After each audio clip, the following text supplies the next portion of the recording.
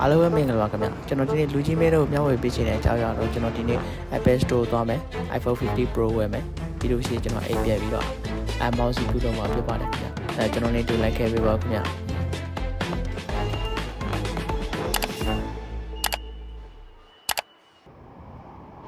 ကျွန်တော်အဲ့ဒီ Apple Store သွားလို့ရှိရင် Neo ဘာရှိရနေပြောင်းစီရမှာဖြစ်ပါတယ်ခင်ဗျ Neo ဘာရှိရနေတစ်စက်ခင်းစားလိုက်စီပြီးတော့စင်မရှိဘူးတာမှာ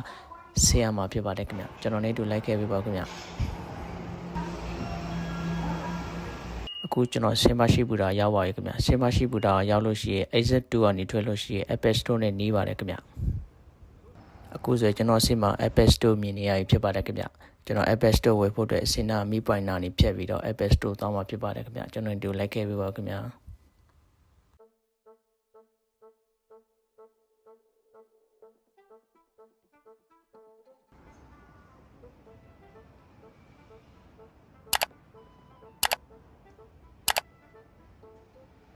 ကို Apple Store တော့တိုကျိုမြို့ Ginza မှာရှိတဲ့ Apple Store ဖြစ်ပါတယ်ခင်ဗျ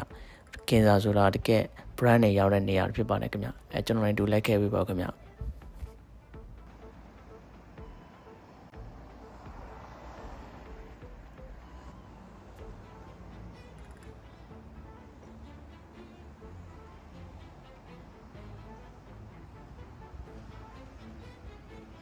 ခုကျွန်တော် Apple Store ရောက်ပြီခင်ဗျလူကြီးမင်းတို့လည်းလိုက်ခဲ့ပါခင်ဗျ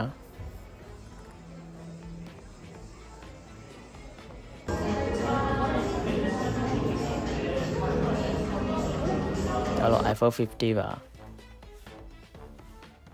ဒါတော့ iPhone 50 Plus ပါဒါတော့ iPhone 50 Pro ဒါ iPhone 50 Pro Max ပါ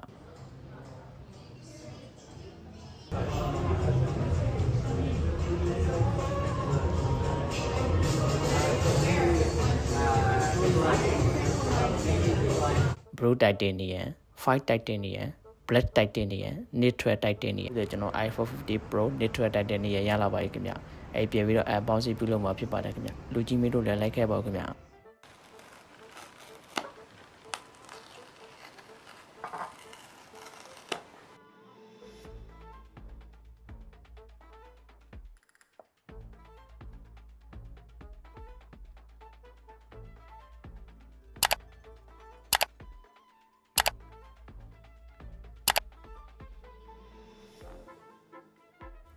နေထွေတိုက်တင်နေရရောတော့အရန်မိုက်တယ်ခင်ဗျလာလဲအရန်လာတယ်